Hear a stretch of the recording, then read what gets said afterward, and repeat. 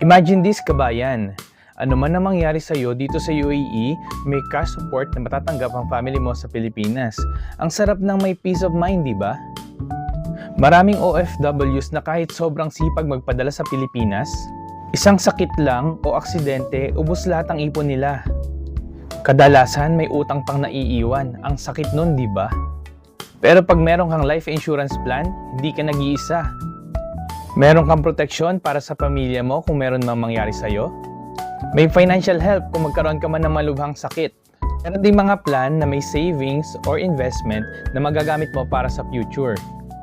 Kabayan, huwag mo nang ipagpabukas ang peace of mind mo. Message me today for a free consultation para makahanap tayo ng plan na swak para sa'yo. Ako ang iyong insurance advisor dito sa UAE. Ang tunay na tagumpay ng OFW ay yung protektado ang pamilya. Ingat!